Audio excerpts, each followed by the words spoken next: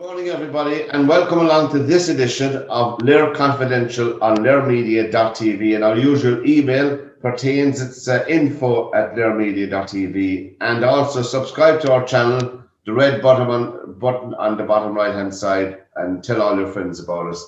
I'm absolutely delighted to have in the studio this morning, remotely speaking, our special guest, Irwin. Welcome along, Liam, to the show. Thank you very much, Pat. Greetings from sunny West Limerick. And I'm out here in Shannontown, not too far away. But you grew up in Fina, Liam, and what was that experience like? Would you call it more positive, I suppose, experience growing up at the time? Different times, indeed. Oh, yeah, absolutely. But like when you compare Ireland today with the Ireland of the 1950s that I grew up in, I mean, it's another world. And I suppose in some ways we were nearly closer to the 19th century even then. You know, I grew up on a farm, and you hand milked cows and you made hay. You know, when I was younger, even baling hadn't started. You know, it was a kind of a farming life that hadn't changed for 100 years, I suppose, really. Yeah. For bringing up the big, huge cocks of hay. Exactly, yes. And pulling them up to the float. Was that there? I think I remember helping out as well. I grew up. So it was tough work, but it was honest work, it was hard work, and it was healthy. It was. I mean, again, maybe we all look back a bit nostalgically and remember all the good times of it, but yes, and I mean, you had a great cooperation amongst the neighbours, because before tractors and mechanization, all the neighbours, a lovely word, cord, from the Irish cower, they helped each other. And I have wonderful memories of those days in the meadows and meeting and having stories from the older workmen and that sort of thing. So yeah, I mean I look back very positively at it all. Yeah, fantastic. And the old trashing days, I remember as a small for the old trashing. It was a huge social occasion for the parish as well as anything else, you know. Absolutely. Yeah. The social dimension of it, and the way it's changed for farmers now, who very often are confined to the cab of a tractor and whatever, and the creameries have gone, so the social aspect of meeting all their neighbours and having a chat at the creamery and all the rest of it, there's something has been lost, I think, with the developments. A lot has been lost, Liam. There's no doubt about that. As you said, the old creameries where you catch up on the nose and I mean, that's the big tanker coming in now and fill up and go away. Absolutely. I know, and agriculture itself is under severe pressure now to innovate or die. Is that the word for them? Yes, absolutely. And all this emphasis on expansion, which is still going on, and you would wonder with climate change and all the environmental pressures and whatever, what's going to happen with all the huge investment that younger farmers have made to fund that expansion and whatever. It's there are possibly worrying signs ahead for farming in Ireland, definitely. Well, there are just huge challenges, but Liam, you were aboard in secondary school in St. Munchin's College. How did you find all of that experience? When did you go in there? 11 or 12, was it, or something like that? Yeah, I was 12, I suppose, just 12 going on 13. Again, people today might think it rather strange, but I actually loved boarding school and have absolutely very fond memories of St. Munchin's College, much smaller, of course, in those days. And I suppose first of all, there was the alternative. If I hadn't gone to boarding school, I'd have been cycling 3 or 4 miles to school in Drumculliher, I suppose. Again, I had one brother, but he spent a lot of time with my grandmother. So I sort of grew up in a sense on my own, so that I found the companionship in boarding school something very, very, very pleasant. And certainly the regime that was in St. Munchin's in those days was compared to some of the horrific stories you hear from other people in different kind of schools and whatever. We were treated very well, I think. I know, and sometimes, I mean, I'm not dismissing the horrific crimes that were committed against young boys and girls. I'm not going to dismiss that, but it was, we have to say, Liam, it was a minority. A very small minority, and that's not to diminish or dismiss it, but we have to say that. As I was briefly in boarding school as well, to all priests and very positive. But then, was it in St. Munchin's? I suppose a lot of these interesting subjects can be down to the teacher who will instill a sense of enthusiasm and love for a particular subject. And in secondary school, did you find yourself drawn to any particular subjects, or that you found that you could come to the topic easily, you know, that you had a natural love for it? I think I suppose history, which I finished up earning my livelihood for, I had always enjoyed that. I liked English as well, and in those days we did in St. Munchin's, we did both Latin and Greek, and they were 2 subjects that I found I suppose easy to do in one sense, and if you find a subject easy, then you tend to like it. It was things like maths and science that didn't particularly attract me, but I mean, I didn't wake up at the age of 14 and 15 and said I want to be a historian or anything like that. But that came later. But that Latin and Greek, of course, you had your first Punic War, second Punic War, and all of that, and Carthage and all of that. I remember that as well. Well, I think that was a lot of it, wasn't it? That classical history and that sort of thing was exciting. It broadened your understanding of the world, so to speak, you know, and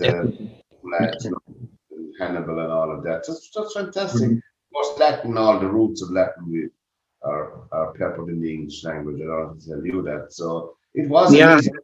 Even look at you now, but I found Latin an easy subject as well, because you know, a lot of the roots, we were familiar with it without knowing it at the time, you know. Anyway. Yes, indeed. So then you progressed after that to my own neck of the woods, down to Cork City, down to UCC.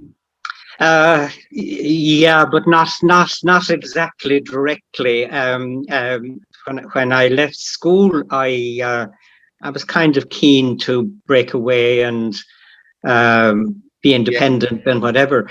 So I was briefly on the staff of Allied Irish Bank, which took me to Galway, which was a city I enjoyed living in. But after a couple of years, I decided I did want to go to college, and then decided to go to UCC, which again was a very pleasant experience, I have to say. Not least, of course, living in Cork. Well, I mean, that goes without saying for all of us. You haven't been to Cork yet. You're welcome to go down anytime. Liam is 2 weeks a Corkman as well, lad, so he just let me into that secret before we started the program. So he can go down anytime he likes. But Did you come across, was he there at that time in the history department, Donegal O'Coran? He was indeed. He had quite a strong influence on me, and I took one of his specialist courses. When you look back on it now, there were 4 of us in the class or seminar, I suppose you would call it, and I mean, he had a wicked sense of humor, but such a marvelous scholar alongside of it, and you know, a down-to-earth rural Kerryman at the same time. He was this fascinating mixture of you know, top-class scholar in a very difficult area of Old Irish and early Irish studies, and at the same time somebody who'd go for a drink and, you know, discuss anything and everything from rural life to politics and whatever. Fascinating man. I came across him late because as a mature student, I did a diploma that took him into a couple of the modules. So that's how I came across him. But we met because we were middle-aged guys, so we went to the pub a few times with him. But my God, he was fantastic. Just a fantastic character. Of course, you had Johnny Murphy there as well. Eventually, when I finished my primary degree and was deciding to continue with history, because I was particularly keen on the 17th century, it was John A. who became my thesis supervisor. I think people forget that his original research was actually in the 17th century before he became well known as a 20th century historian and pundit and politician and everything else. Good singer as well, Liam, a fine singer. Absolutely, and prepared to pick up a song at the drop of a hat and 2 or 3 songs if necessary, indeed.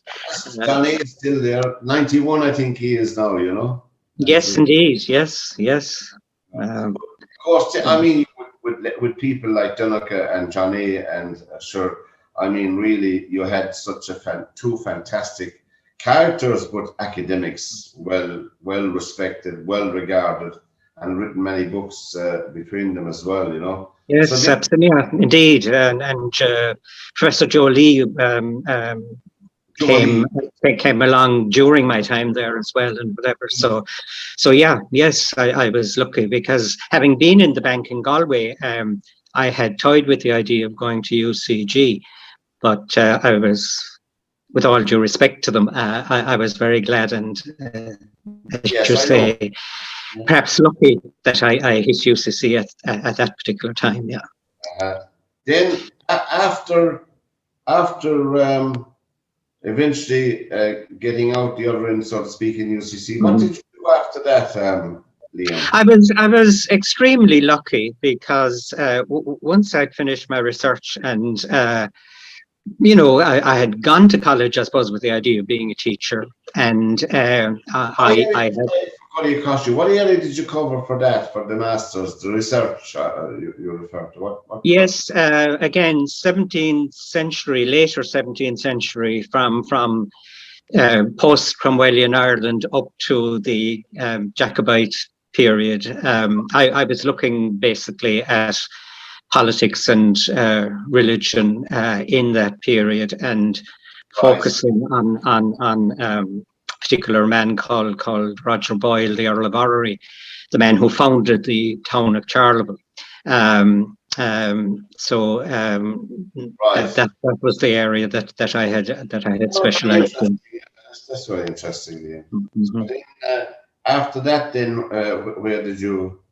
Yeah, I was, as I say, extremely lucky. I had done the HDIP, and I assumed I would be searching around for a teaching job, and you know, then as now, depending on vacancies and whatever. But as it happened, the job came up in Mary Immaculate College as for a lecturer in history there. And for some reason, I charmed the nuns and whatever, and they took me in, and that was the story of the rest of my life until I retired, really. And they showed you the door. I'm only joking, but I mean, it must be. I mean, I can't imagine myself, but it must be fantastic in one way. And I said this to a few people, to be lecturing and teaching in something that you actually love yourself, you know, that you actually like. And I don't mean that you're lecturing something that they're, but you know, sometimes you do get sidetracked into delivering lectures on other related topics, you know, but you were there.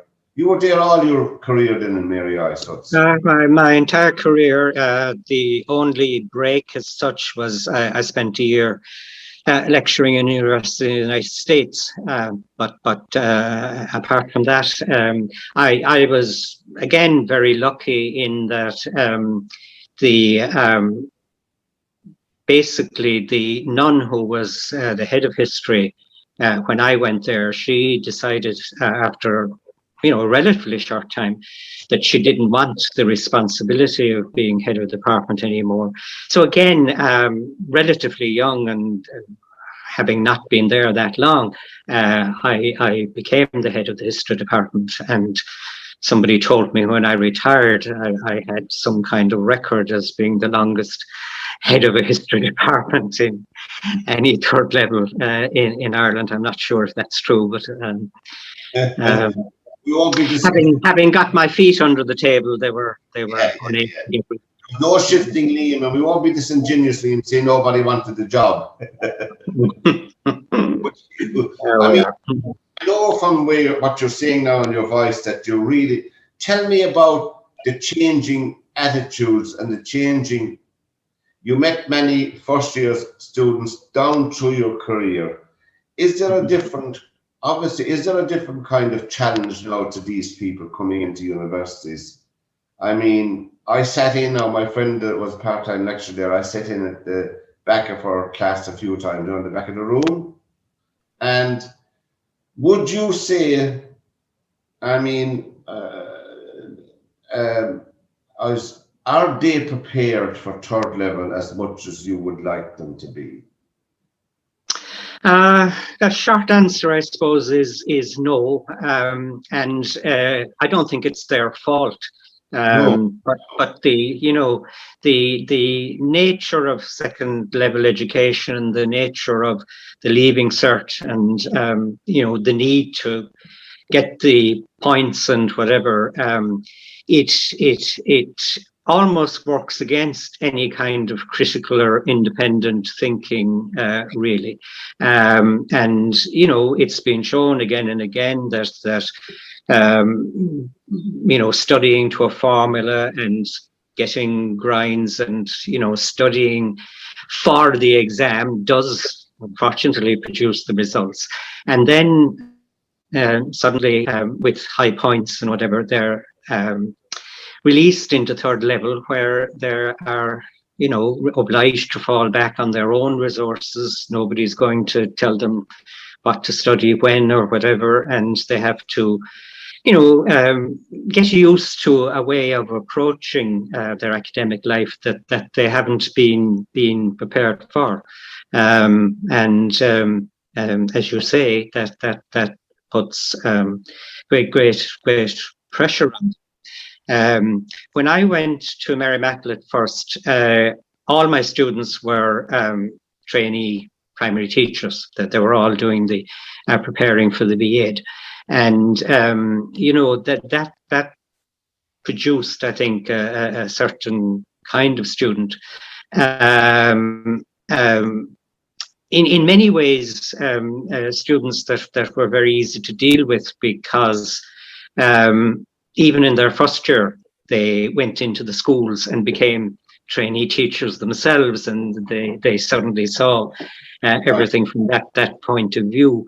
And then, but on the other hand, then it was a very, I suppose you might say, inward-looking narrowly focused approach to everything.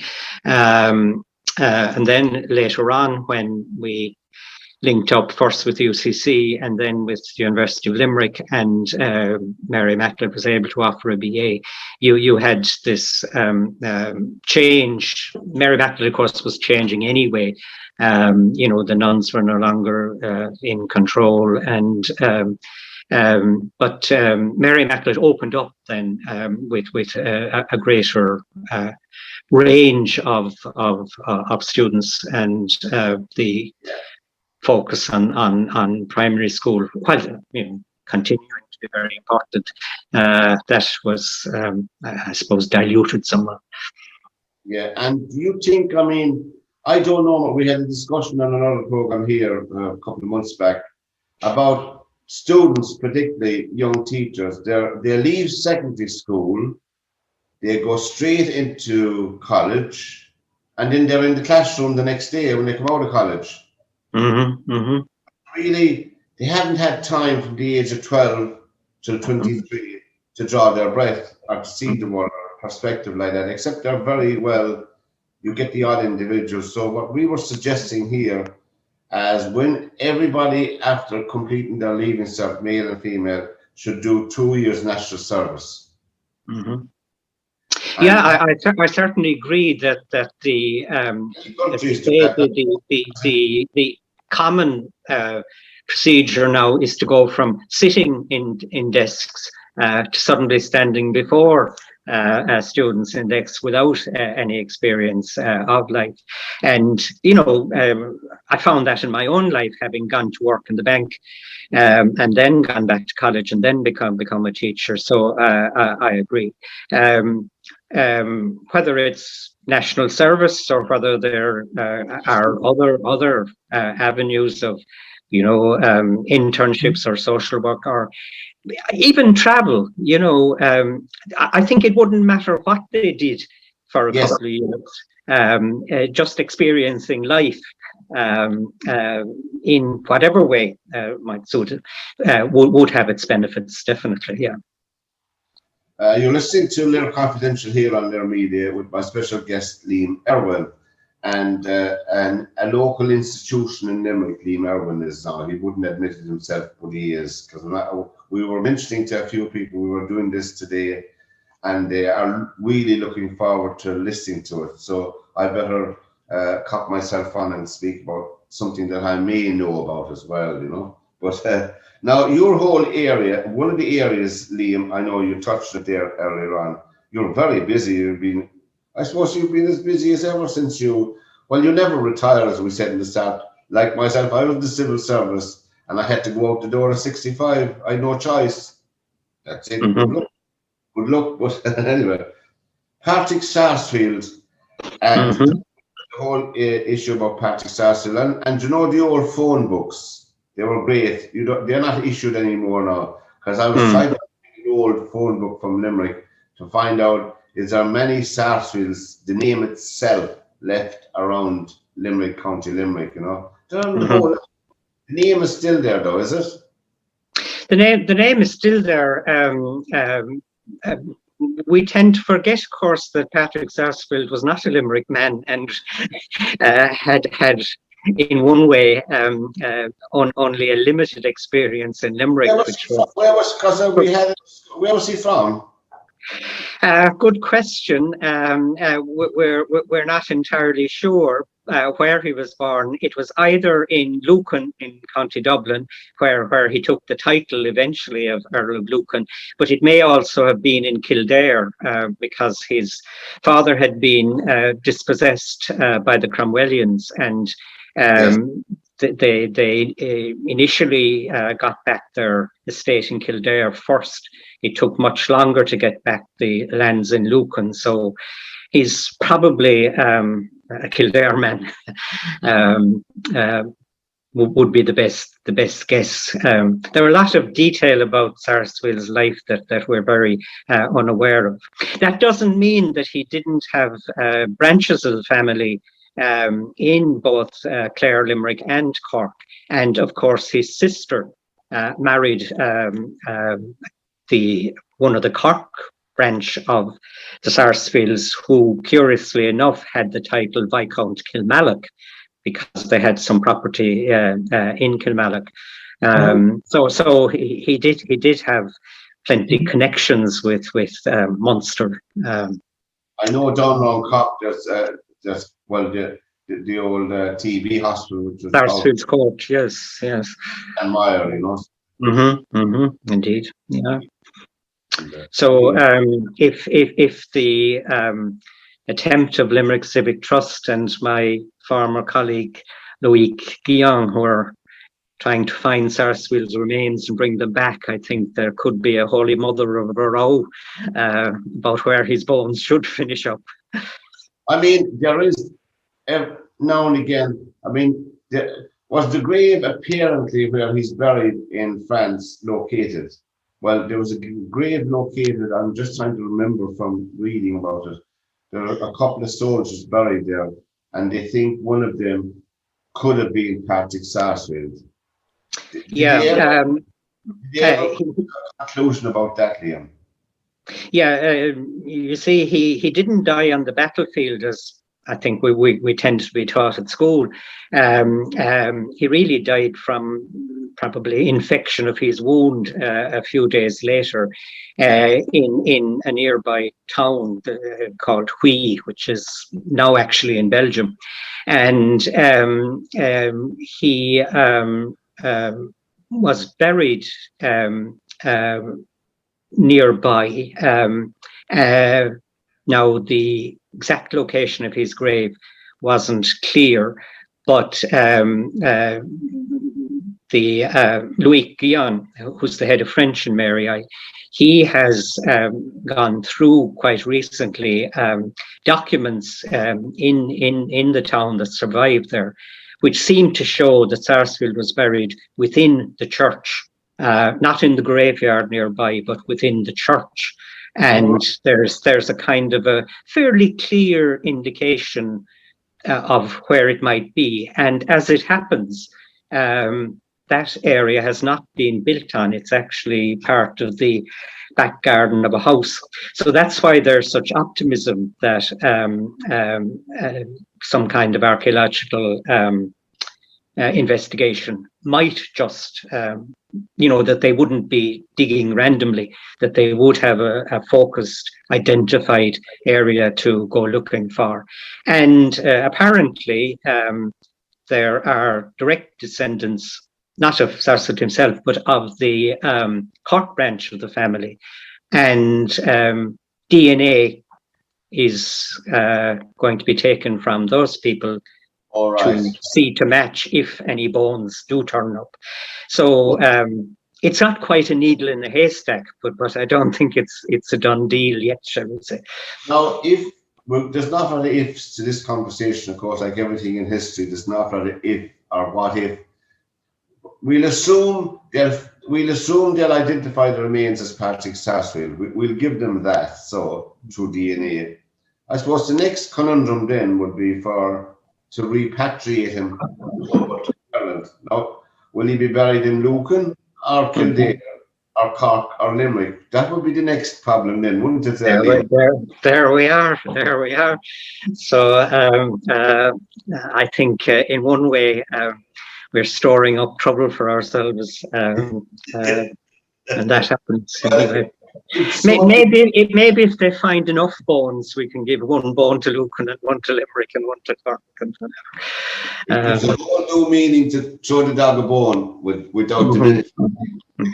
I don't know. I'd be unpopular for saying this, but possibly the decent thing would be to erect a suitable monument over his grave and let his bones rest in peace. But anyway, we'll see.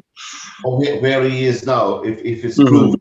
I suppose that would be a good compromise, I think, Dean, because it would be huge. I couldn't, anyway, we don't know that.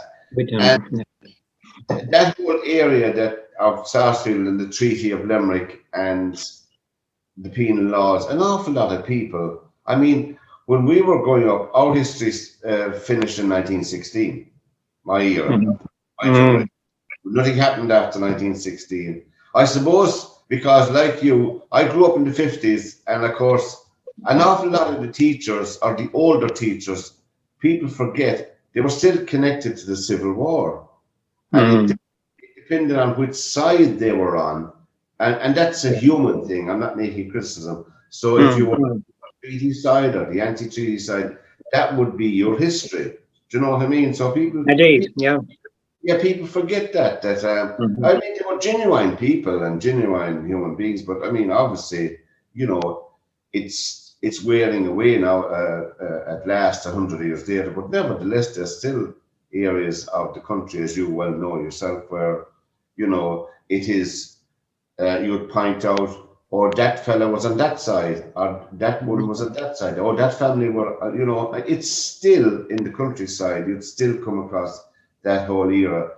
But the celebrations, I know COVID-19 obviously impinged and inflicted, but the recent celebration, I think, above, was it two weeks ago now, left to me terrible injustice to the memory, I think, myself, Liam.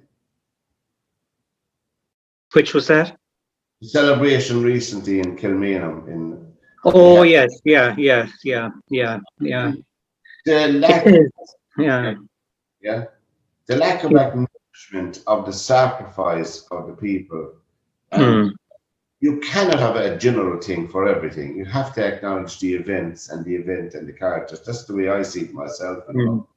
I think the most successful commemorations have not been these kind of sanitized government directed things, but actually all the local commemorations that have developed. People who are reclaiming, you know, their own local ambush or their own local event, and have been, you know, coming together to celebrate it and to extol both their local heroes and their own areas. And you know, it's all been done, as far as I can see, in a very friendly, collaborative, non-divisive way. And I think that's the most hopeful sign of the whole decade of centenaries and whatever, the way local communities have taken ownership of their own history, really.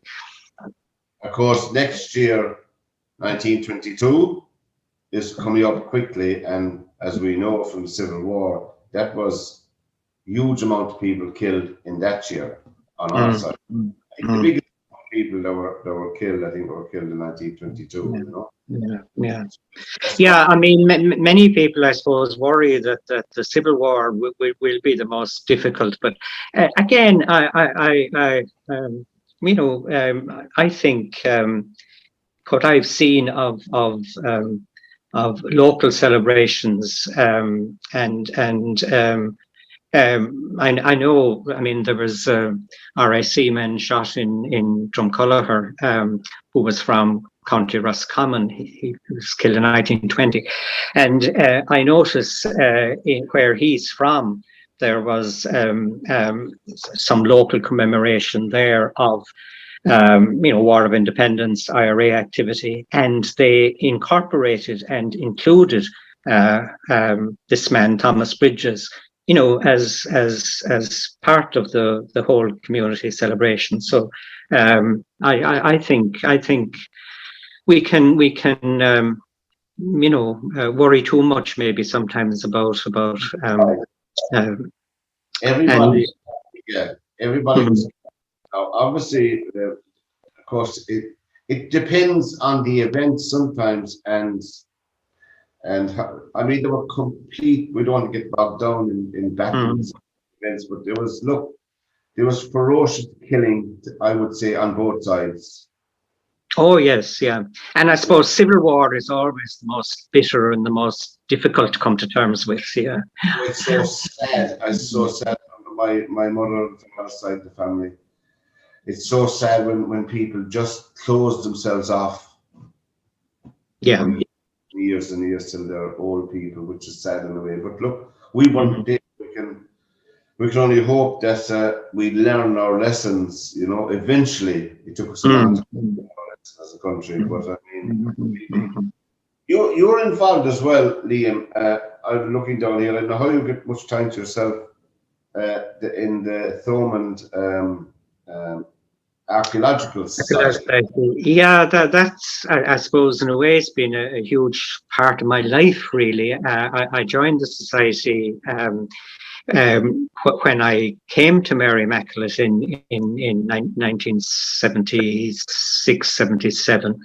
And I've been very much involved with it ever since. I mean, it's been going in Limerick since 1892, when it was founded as the Limerick Field Club, and went through various changes and whatever, but it's been, dedicated to the history of not just Limerick itself, Limerick City and County, but also Clare and North Tipperary. That's why it's called the Thomond Archaeological and Historical Society. Began purely as an archaeological society, and then we added on historical to it to reflect its broader range of interests.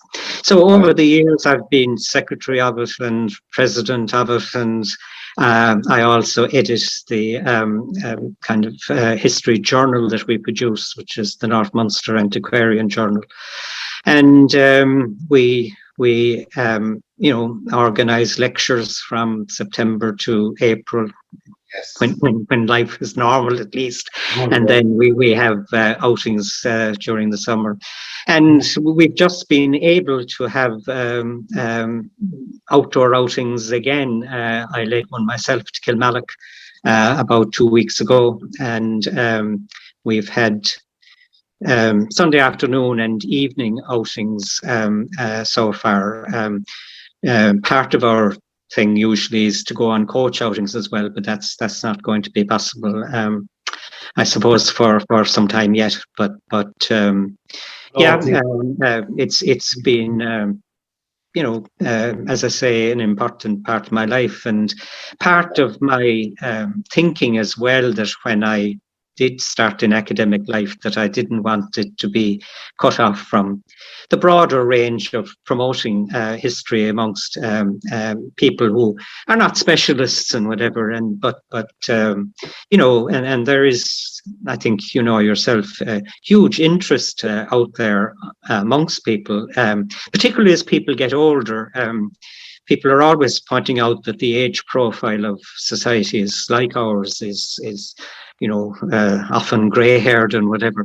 But I think it's very often when people get to, I don't know, their 40s or something, and their families might be reared and whatever, that they have the time and gradually develop a deeper interest in history. So I think all societies will continue to survive, because we will continue to recruit people who at, particular stage of their lives then want to pursue their interests in history and in archaeology. Mm-hmm. And also, Liam, I see you're involved in the Limerick Georgian Society. Yeah, I was president and whatever of that for a while as well. Yeah, it links in, of course, because Georgian Society gets a bad press at times, and it is maybe a bit unfortunately named. Was it Kevin Boland, for people who remember Kevin Boland? Talked about melted arrows or whatever. And for a long time it was dominated by Desmond Guinness and Desmond Fitzgerald, the Knight of Glyn, very sincerely committed people, but who obviously kind of reinforced a certain image of what the Georgian Society was like. But in terms of Limerick, it's such important role to try and preserve what we have, not just purely Georgian, but because we have such a rich heritage of uniquely Georgian terraces in Limerick, then they certainly need somebody to speak up for them. But also, a wider appreciation of architecture. Who would be responsible for those who'd be actually directly is responsible? I suppose the short answer is probably nobody. Depends who they're owned by, and private property is protected by the Constitution, so it is often down to the owners, and it's obviously a burden for many owners of properties like that in terms of the difficulty of maintaining them and the difficulty of doing any kind of repairs. First of all, because it's very expensive, and secondly, of course, because of the restrictions that have to be placed on what you can do for them. Now, the City Council have a record of protected structures, but that kind of legislative protection can often, when it comes down to it, account for nothing. You sometimes can get cynical when you see promotion of Limerick and publicity, and one of the main features is the glorious Georgian heritage. And then when you ask, well, where's the money or support or whatever for it, it frequently is not there. But you're right, Gary. I walk around Limerick a lot, and it's still shocking to me, and Limerick is no stranger of the awful dereliction around the city centre that is still prevalent today. I don't have to tell you about it. It never ceases to amaze me. We have full-time Limerick County Council with a huge staff. We have an elected councillors, 40 of them or something, 40 councillors, and are all their eyes closed. Do they not walk around the town? And if they do, are they blind? Will the directly elected mayor solve all our problems? No, it won't. I think that's a well, there won't be any directly elected mayor this year anyway. It's no. And I mean, from what we hear, they're already trying to take away some of the powers that were promised to him or her. So, I mean, we are a nation. We are a young nation, 100 years old, dominated by Fianna Fáil and Fine Gael philosophy for 100 years. They're not going to give up their power easily. Let's be honest about that. Party politics, they're not going to give up any power like that. They don't. That's our history. The elected here, I don't know, except we get a charismatic person. I don't know. I can't think of anyone at the moment. Apart from yourself, who could be me. Would you be interested in going for it, Liam? Absolutely not. Absolutely not. No, I think I suppose, as you say, we need somebody dynamic and whatever. But if the powers and the finances and whatever, and you mentioned politicians, but also there's a great entrenched group of civil servants and administrative officials and whatever, and they love their power too. So it's difficult. I was in the civil service myself, and it's changing somewhat, but change. Well, you know yourself. You worked in academia. Change comes, but it's slow.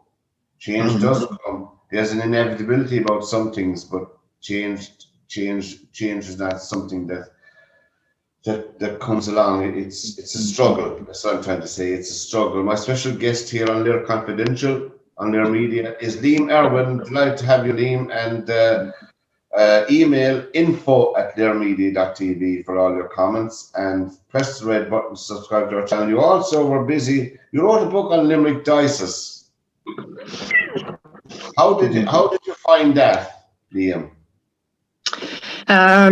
It was a very interesting experience to do. I was invited or commissioned to actually do it, and it was a combination really of a kind of narrative history of the diocese, but then profiles of each of the 60-odd parishes in the diocese. And, it was very interesting to go around and visit them all, look at all the different churches and the holy wells and the kind of stories of them. So I enjoyed doing it very much indeed. Is that book still available, Liam? It's funny. The diocese commissioned and essentially paid for it, and then for some reason decided that it would not be sold publicly. So it was never given to O'Mahony's or any of the outlets really. Copies of it were basically given to every parish priest with the kind of instruction that they were supposed to sell it locally. Some of whom did, and some of whom, didn't feel that this was something they had to do. It's for ordinary people who weren't involved very much in, we'll say, their local parishes or whatever, were probably quite unaware of it. And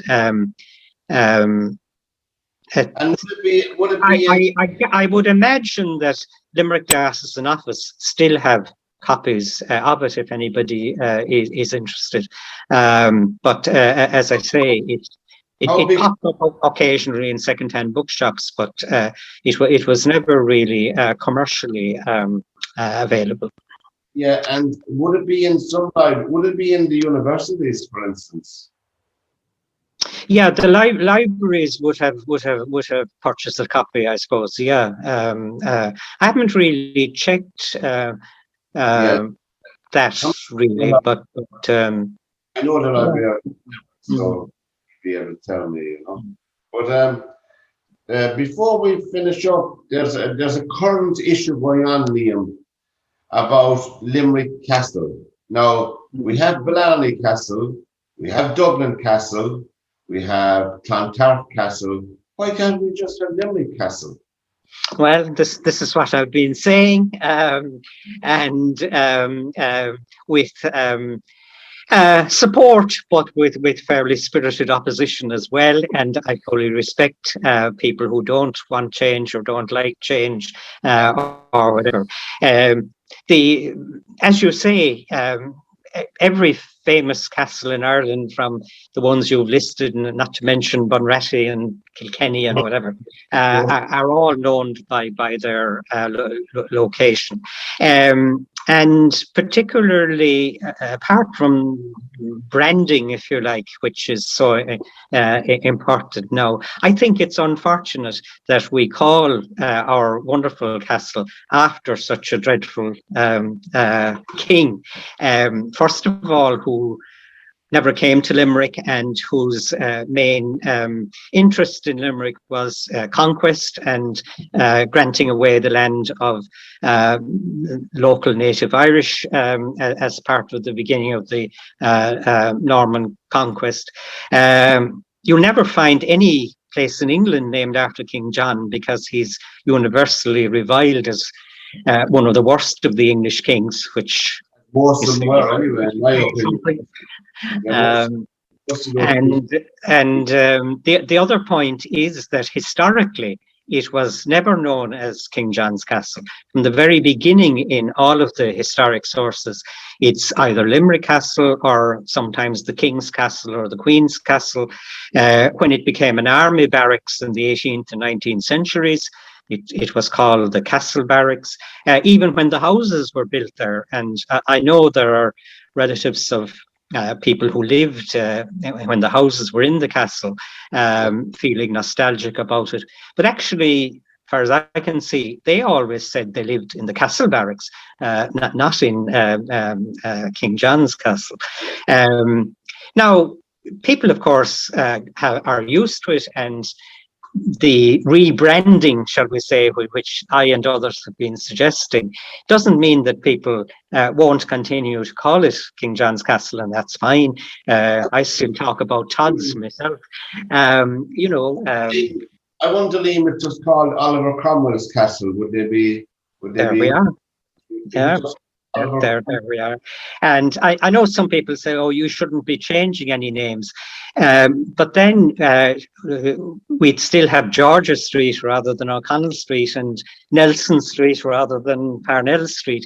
So I think some name changes are sensible and worth making. And anyway, it's my view. Now that Limerick City Council and County Council are going to be taking over the running of the castle, people have said, oh, that'd be a waste of money. It wouldn't cost very much. It'd be really just a question of changing basic signage. And I presume they'd be changing publicity materials anyway, now that the corporation are taking responsibility for it. So I think it would be a relatively simple and, in my view, a sensible thing to do. Would they not have a side? Would they not have a what am I call it? Where every citizen, everyone living in Limerick City and County Limerick would have a vote on it? You could certainly do that. Yeah. Certainly, I'd be in favour of Limerick Castle because I think it's ideally placed you instantly know Limerick Castle. You instantly know where it is. You know, that's only my opinion for what it's worth. You know. Well, sure. That should solve it with somebody with your media power and influence. Yeah. But I think so, and I think that it shouldn't be left down to a handful of people to decide these things. That's what drives people mad half the time. You know? Yeah, that's true. Yeah. The more you consult with people, definitely is always the best way to go. Yeah. It is indeed, Liam. And of course, well, are they going to? Is there a motion? I didn't read up on it now. Is there a motion down in Limerick Council to change it, or is it just an idea floated? Yeah, I think the new mayor, Councillor Butler, I think he plans to raise it, whether by formal motion or otherwise, I'm not sure. But certainly, he's on the record of as saying that he would like to have it considered, and I understand he himself would be in favour of it.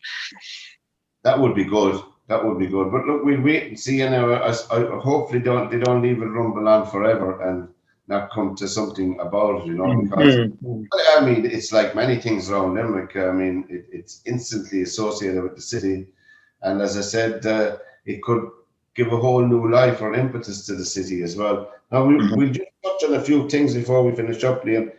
The way, I mean, I know when I was going to school, obviously it wasn't the late 50s, early 60s, but an awful lot of the approach to subjects and to, particularly with history, I think history has been dumbed down myself somewhat, which, I mean, history to me is as important as our language, so to speak. They both go hand in hand, and culture and all of that. And I don't know what was wrong with people, you know. Now, I don't have much time. That's my own personal opinion. It's not to mention the opinion of LiR Media, of the social sciences myself. I think most of those subjects are a waste of time anyway, you know. They're just, anyway. With history to myself, history to me, sorry lads, I apologize beforehand, but look, that's my own opinion. And something like history should be up there with English, with mathematics, with science, with biology, all those, what I call those major subjects. Do you think so, Liam? Absolutely. I couldn't agree more. And, you know, as you say, it's very worrying what the attempt to downgrade it for the junior certificate, which was proposed relatively recently. Now, I appreciate teachers and schools and whatever. There are now so many pressures, and every social ill and every problem in the country, the answer is, oh, the schools should sort it out and whatever. So, you know, I can see all the competing pressures, but as you say, history should not be seen as some kind of optional extra or some kind of thing to fill in when more important subjects aren't there. And, you know, in many ways, there's a contradiction, because in terms of, you know, TV programs, radio programs, books, history has never been more popular.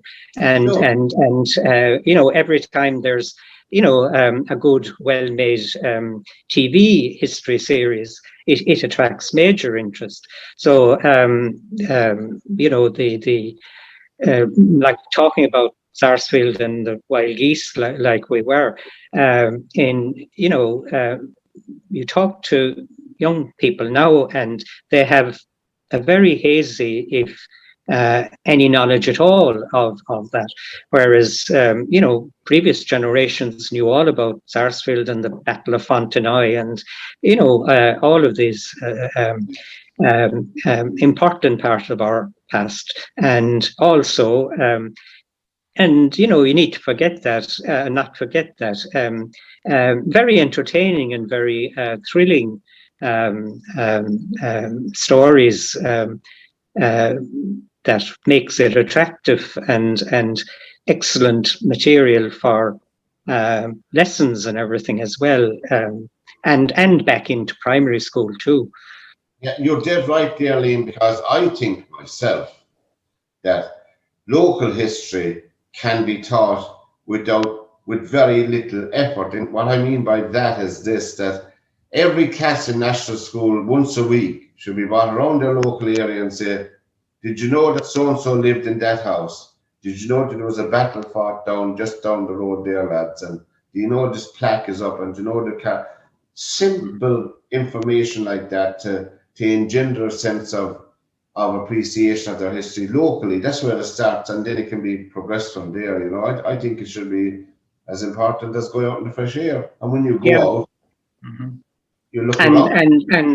And place names. Liam, before we wrap up, I mean, we were talking there before the issues came up about the way history was dumbed down, but I think rightly, I'll have to agree with you. I listened to the history program on News Talk, do an excellent history program, dip in and out. Is it Patrick Gagan, is it?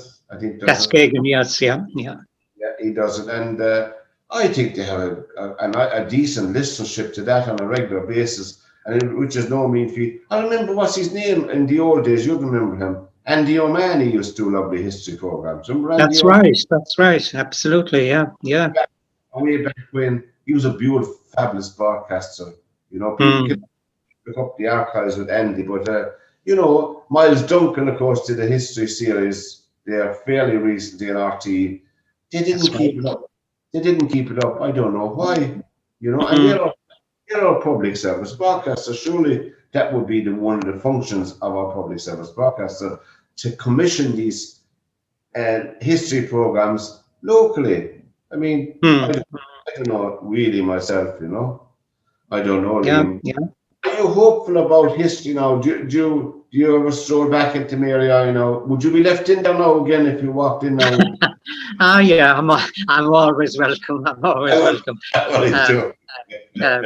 Yeah, I mean, it's still an extremely popular subject at third level. So the numbers taking history, not just in Mary I, but in all of the universities, is very high. And as we were saying earlier, as a popular subject in terms of books and programs and whatever, it's extremely popular as well. I would be. I'm always an optimist anyway, but I would be optimistic about it. Yeah.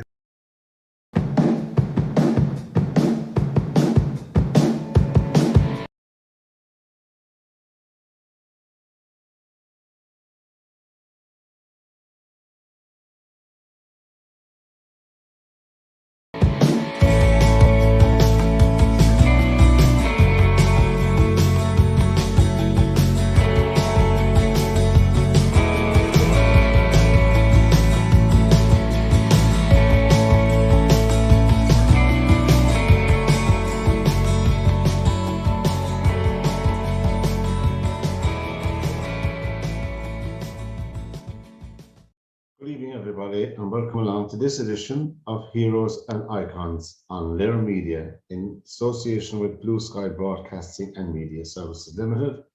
My name is Pat Barry, and this is another edition of our series, Heroes and Icons of the 19th and 20th Century.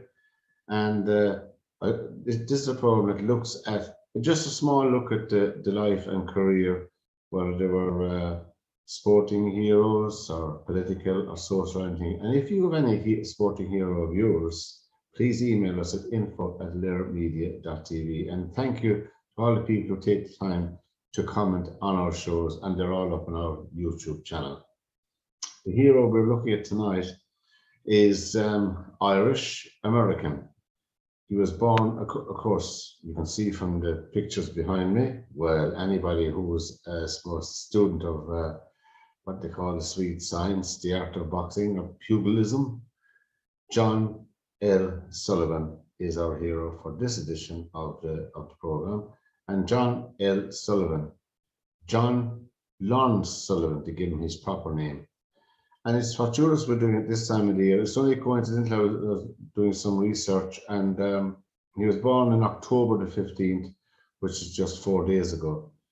Would have been his birthday, October the 15th in 1858.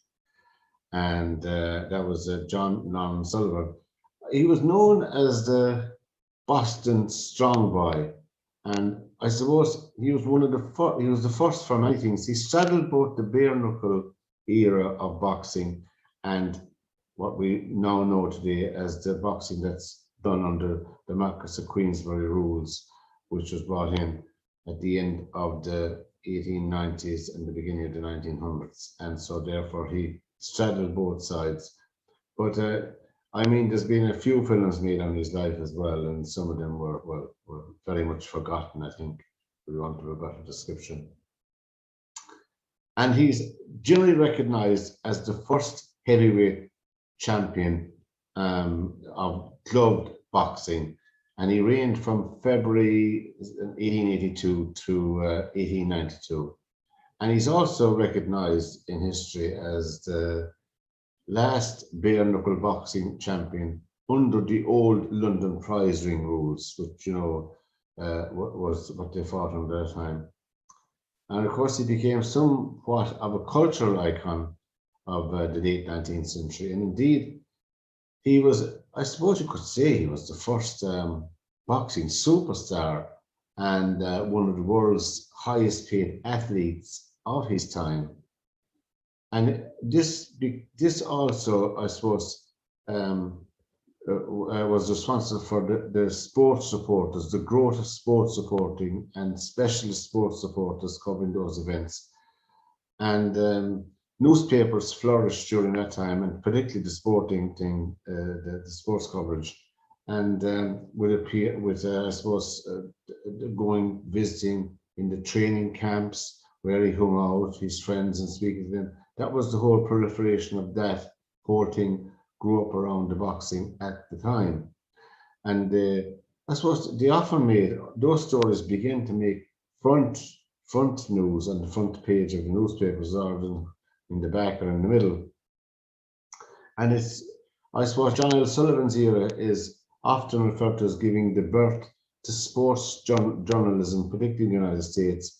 And indeed, I suppose it set the example or pattern for internationally for covering boxing events in the media and photo documenting, as they say, of the prize fights of their era.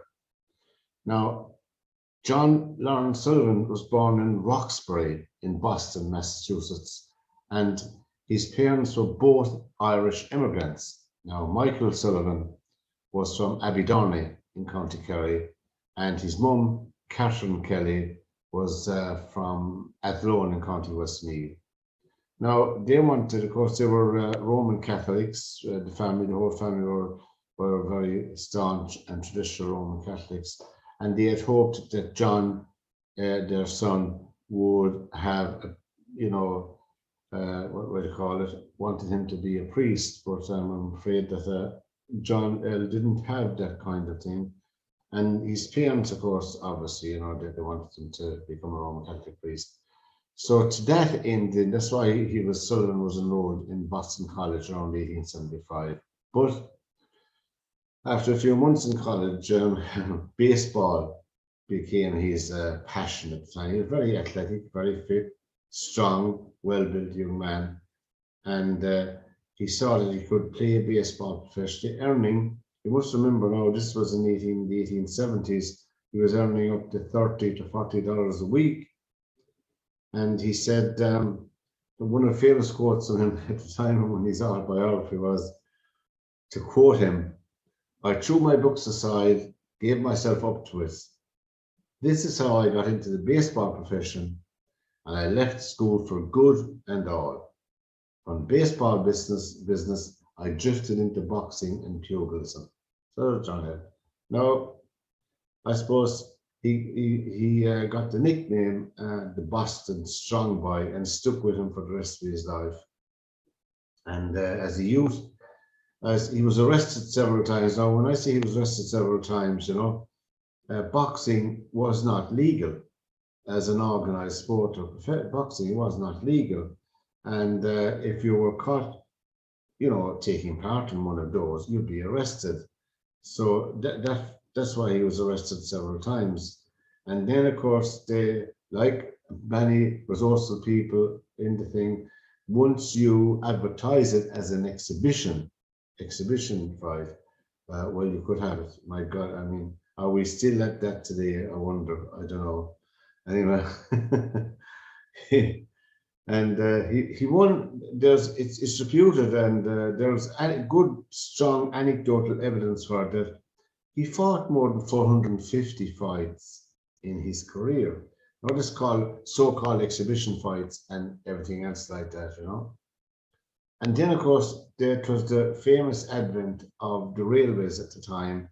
And so Sullivan and his entourage and manager took full advantage of that. So during 1883 and 1884, he went on a coast-to-coast tour with 4 or 5 more boxers. And really, the plan was to hold 195 fights in 166 different towns across the United States. Of course, then that's how he became well known, and then, of course, Sullivan, being very super confident, he said, "I will fight anybody anywhere under the Queensberry rules for $250. Any man could come along to these and put down their $250, and Sullivan would fight them."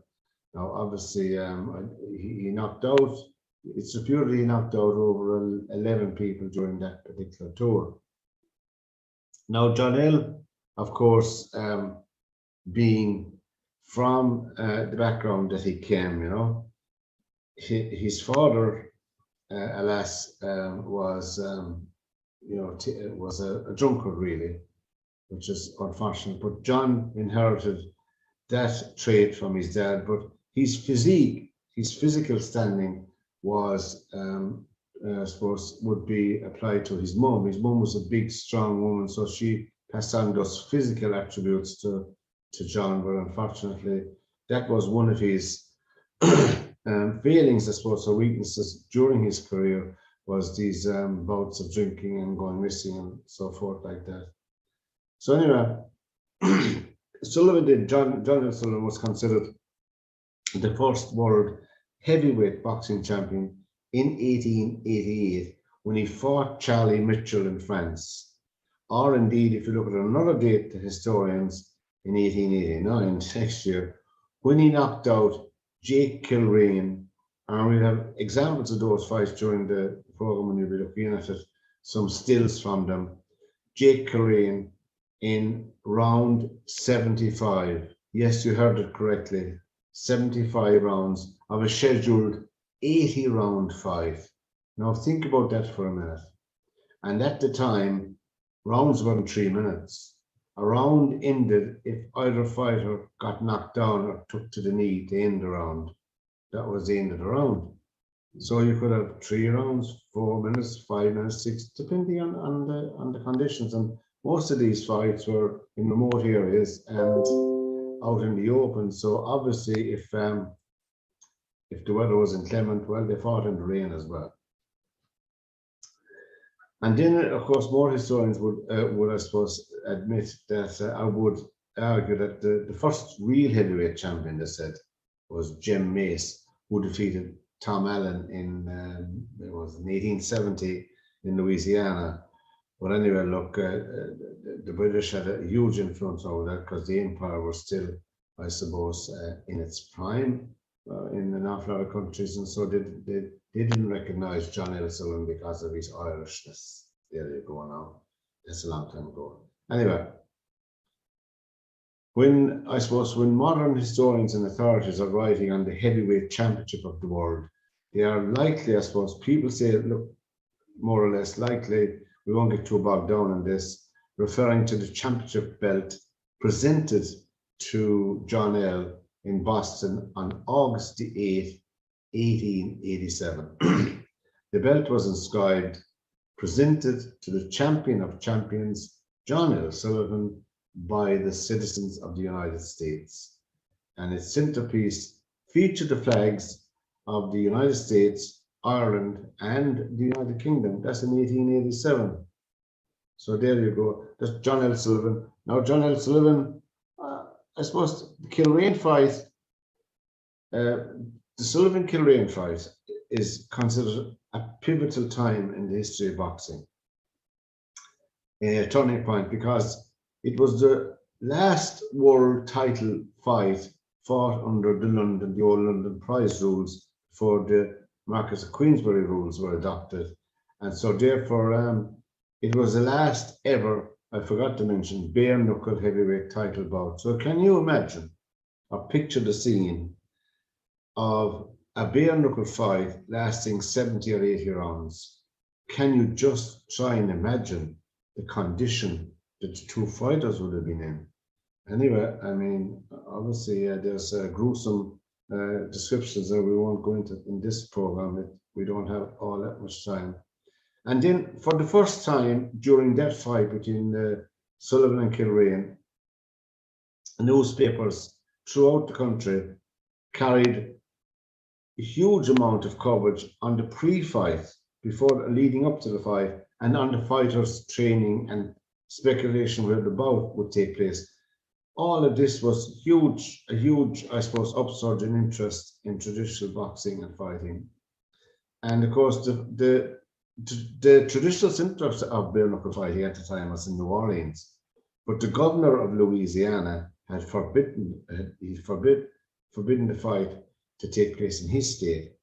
So Sullivan himself, he trained for months and months in Belfast, New York, under the famous trainer William Muldoon was his name. And his biggest problem, I mean, Muldoon's biggest problem during the training and the thing, when his training, was to keep Sullivan away from the drink.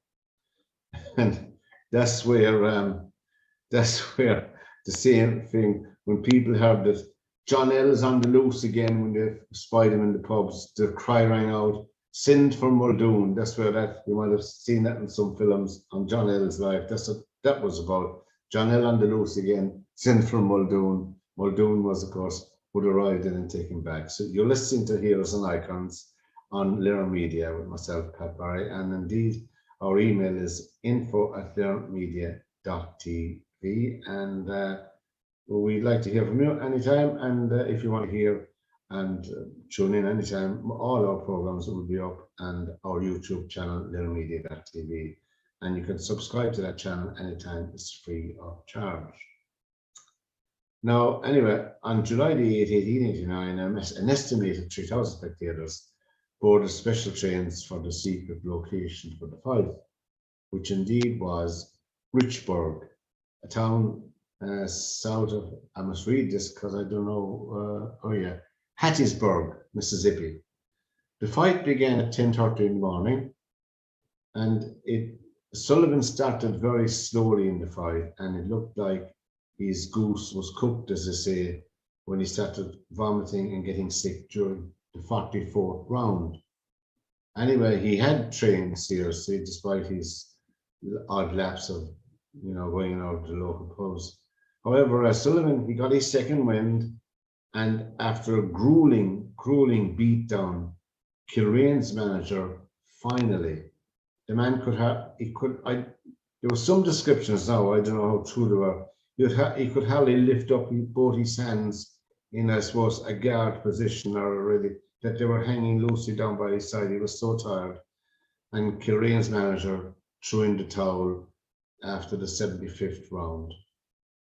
And today, actually, right today, there's a historical marker located at the side of the fight, just off Interstate 59, if you're in the United States. And the fight is immortalized in the Sullivan-Kilrain Road, which runs through the site of the event at the corner of Richburg Road. There you go, if you're in that part of the United States. Anyway, Sullivan, of course, made his money.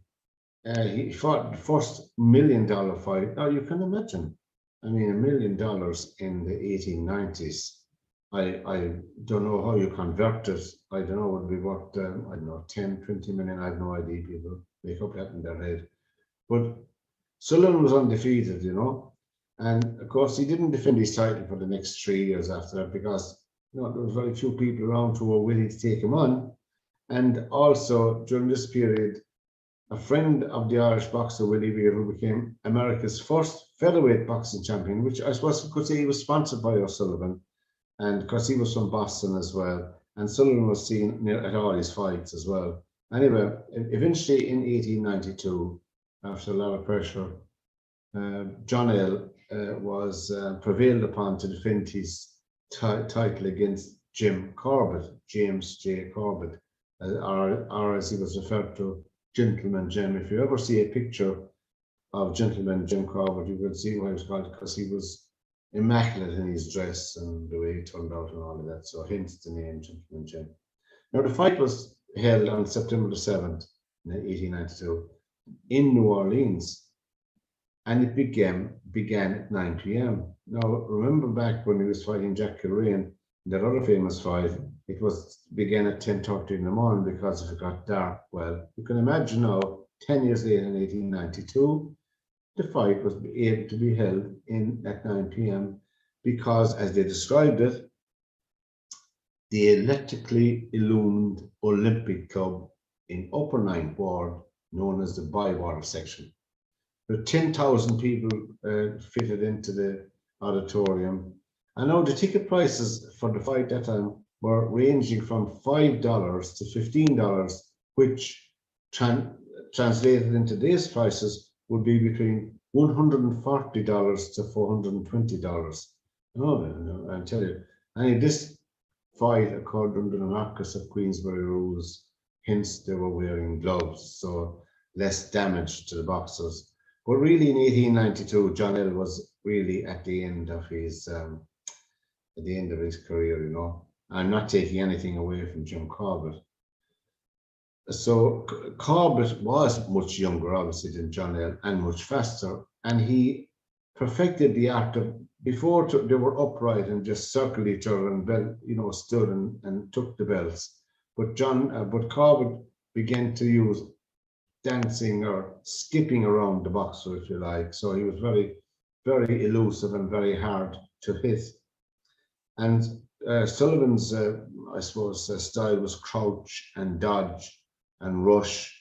So by the 21st round, James Corbett landed a smashing left, as one commentator described, which was audible throughout the house, that put O'Sullivan down for good.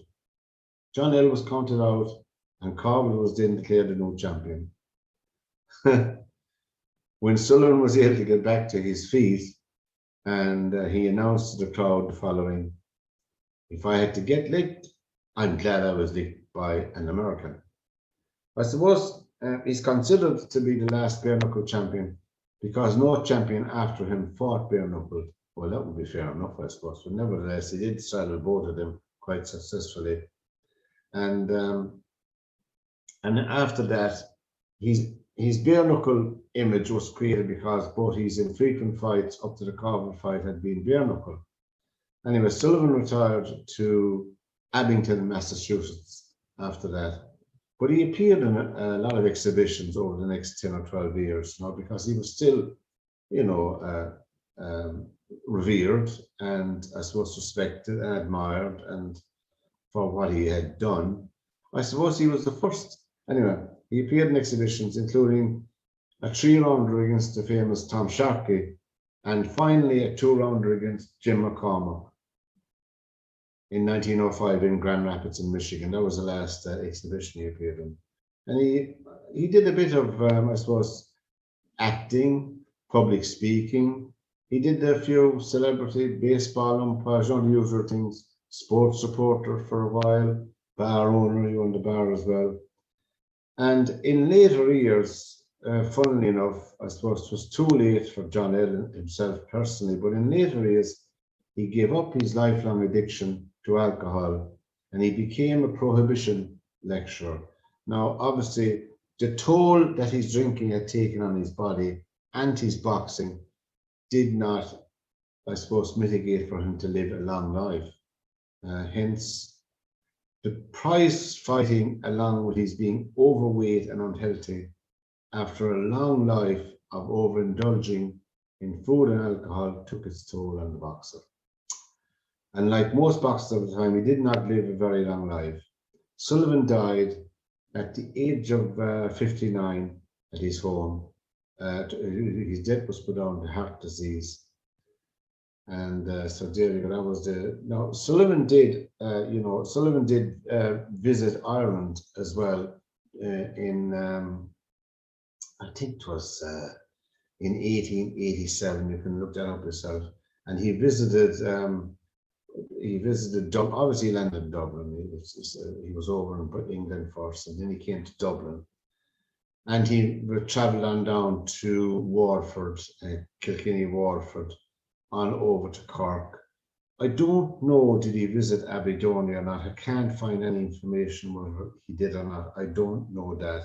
So if somebody can enlighten me here, I'd be delighted. You can send us an email at info@lirmedia.tv. But as you can see from the photographs and the pictures down through and you can see the belt up over there at the backdrop, that he was presented as champion with the Irish flag, the American flag, and the United States flag, and the English flag as well.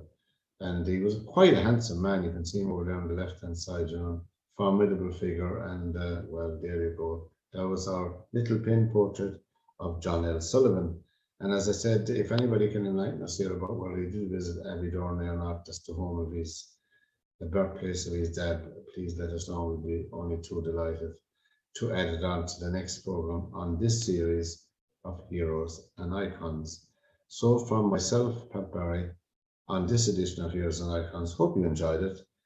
Please let us know if you do, and subscribe to our YouTube channel. It's free of charge, and all the shows like this one will be up on our YouTube channel later on tomorrow, and you can catch it up and tell all your friends about us. So from this edition, until we meet again, from myself, Pat Barry, goodbye and good luck.